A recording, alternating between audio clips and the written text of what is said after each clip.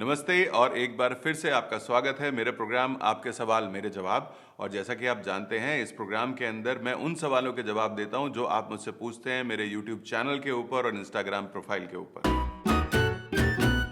मेरा नाम है विपिन गौर और मैं एक फैशन एडवर्टाइजिंग फोटोग्राफर हूं और मैं कोशिश करता हूं कि फोटोग्राफी से रिलेटेड जितनी भी आपकी प्रॉब्लम्स हों उनके आंसर आपको दे सकूं। तो मुझसे आप सवाल पूछते रहिए ताकि रेगुलर बेसिस पर मैं ये प्रोग्राम बना सकूं और आपको उनके जवाब दे सकूं। और सिर्फ लेंसेज के बारे में, कैमरा के बारे में या इक्विपमेंट्स के बारे में पूछने के अलावा आप मुझसे बिजनेस के बारे में भी बात कर सकते हो। किस तरीके से आप अपना फोटोग्राफी बिजनेस बढ़ाओगे, उसमें कोई प्रॉब्लम आ रही है तो वो आप मुझसे पूछ सकते हो।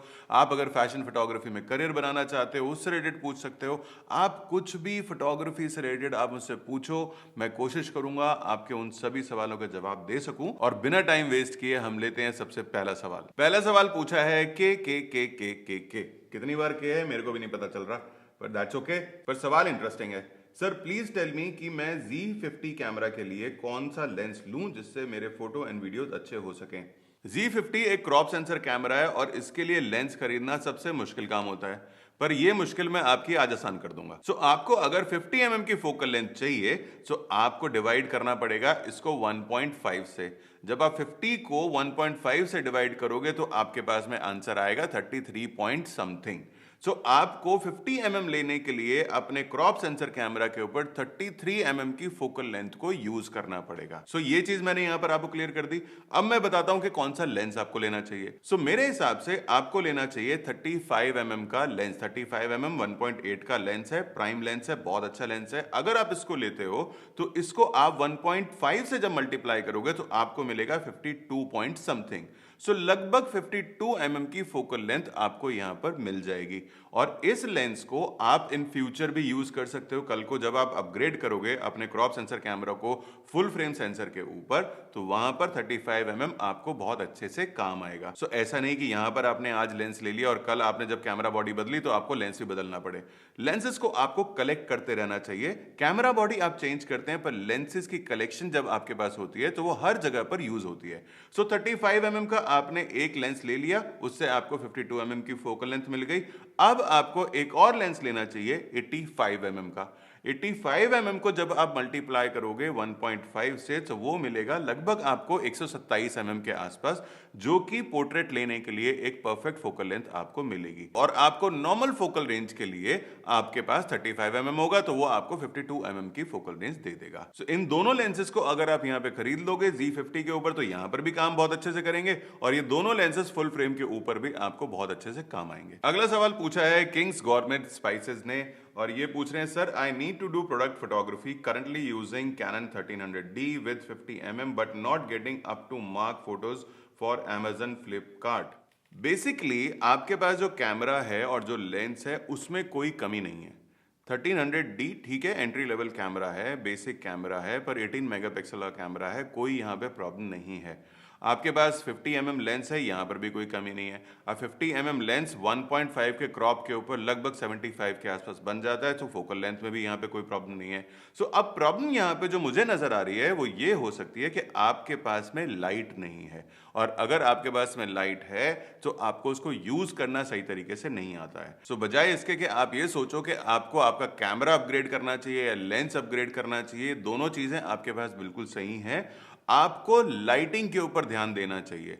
अगर आपके पास में लाइट नहीं है या एक अच्छी लाइट नहीं है तो आपको लाइट के ऊपर इन्वेस्ट करना चाहिए। अच्छी लाइट्स लो, कम से कम 2 लाइट्स आपके पास होनी चाहिए। चाहे आप फ्लैश खरीद लो या आप कंटिन्यूस लाइट ले लो, आपके पास में अच्छे 2 बड़े साइज के मॉडिफायर्स होने चाहिए। और उनको यूज करना जब तक आपको सही तरीके से नहीं आएगा तब तक आप अपनी इमेजेस को अच्छा अप टू द मार्क नहीं पा सकते। कैमरा कोई भी हो, लेंस कोई भी हो, वो अच्छा तभी परफॉर्म कर सकता है जबकि आप उसको सही तरीके से यूज करेंगे। सही तरीके से उसको यूज करना सीखिए, लाइट्स को यूज करना सीखिए, तभी आप अच्छी ई कॉमर्स पिक्चर्स को खींच सकते हैं। अगला सवाल पूछा है उमेश सिंह ने और ये कहते हैं निकॉन Z6 II से वीडियोग्राफी करते समय अगेंस्ट लाइट्स को कैसे कंट्रोल करें।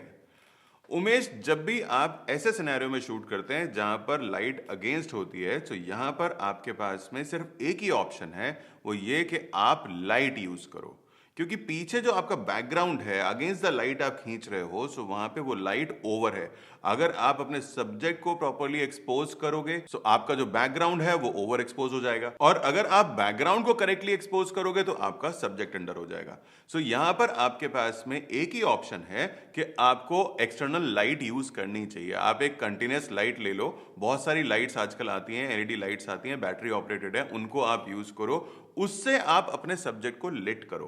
पर एक चीज निकॉन के कैमरास के अंदर है जिसको हम कहते हैं active D lighting. Active D lighting को यूज करोगे तो आपके कैमरा की डायनेमिक रेंज बढ़ जाएगी और यहां पर कुछ हद तक बैलेंस हो जाएगा आपका बैकग्राउंड और आपका सब्जेक्ट।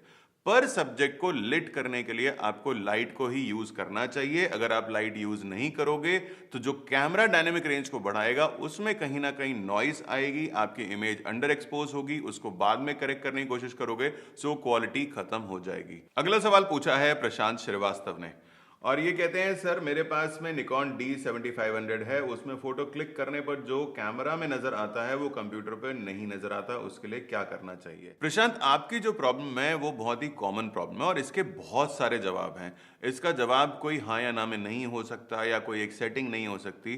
सो मैं यहाँ पर आपको कुछ जवाब देने की कोशिश करता हूँ। सबसे पहली चीज तो ये कि जब आप सिर्फ JPEG में शूट कर रहे हैं और आपके कैमरा में वो बिल्कुल सही दिखाई दे रहा है, जब आप उसको मॉनिटर पे देखते हो तो वो आपको अंडर एक्सपोज दिखाई देता है या उसमें कलर्स कम दिखाई देते हैं, सो ये पॉसिबिलिटी है कि आपका मॉनिटर सही तरीके से कैलिब्रेटेड नहीं है, आपका मॉनिटर अच्छी क्वालिटी का नहीं है। सो आपके पास ऑप्शन ये है कि आप इसको दूसरे कंप्यूटर पे खोल के देखो। अगर तब भी आपको प्रॉब्लम आती है तो आपके कैमरा की जो बैक स्क्रीन है उसकी ब्राइटनेस को घटाओ, इन दोनों को अपने कंप्यूटर को और कैमरा की जो बैक स्क्रीन है इसको मैच कराओ और तब इमेज खींचो। पर अगर आप रॉ में शूट करते हो तब ये प्रॉब्लम यूजुअली आती है, और ये प्रॉब्लम इसलिए आती है क्योंकि जब आप रॉ फाइल को फोटोशॉप में ओपन करते हो तो फोटोशॉप अपनी प्रोफाइल वहां पे लगा देता है। फोटोशॉप में आप ऊपर ध्यान से देखोगे सो ऊपर अडोबे कलर प्रोफाइल वो अपनी तरफ से अप्लाई करता है। तो यहां पर आपको जाना है और ढूंढना है यहां पर अपने कैमरा की प्रोफाइल को।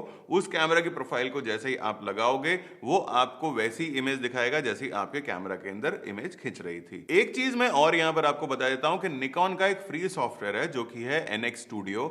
आप NX Studio को एक बार यूज करके देखो, क्योंकि NX Studio के ऊपर इमेज कहीं पर भी चेंज नहीं होगी, आपको वही इमेज दिखाई देगी जैसा कि आपका कैमरा खींचेगा। सो अगर आप एक बार NX Studio को इंस्टॉल करके अपनी इमेजेस को उसमें चेक करेंगे तो आपको बिल्कुल क्लियर हो जाएगा कि आपके मॉनिटर में प्रॉब्लम है या आपका सॉफ्टवेयर उसके ऊपर कोई गलत प्रोफाइल अप्लाई कर रहा है, और उसके बाद आप डिसीजन बना सकते हो। सो अगर आपको अभी भी कुछ डाउट है, इन सब चीजों को करके देखो। अगर फिर भी कोई डाउट है तो मेरे से दोबारा से कनेक्ट करना, मैं दोबारा से कोशिश करूंगा आपके सवाल का जवाब देने की। आज के लिए बस इतना ही, और इसी तरीके से आप मुझसे सवाल पूछते रहो ताकि मैं आपको इसी तरीके से जवाब देता रहूं और ये प्रोग्राम कंटिन्यूअसली चलता रहे। आपको अगर ये वीडियो पसंद आया या आपको सीरीज अगर पसंद आ रही है तो उसको लाइक जरूर करना, लोगों के साथ आप इसको शेयर करो ताकि मेरे को और ज्यादा व्यूज मिले। और अगर आपने मेरा चैनल अभी तक सब्सक्राइब नहीं किया है तो वो भी सब्सक्राइब कर लो यार।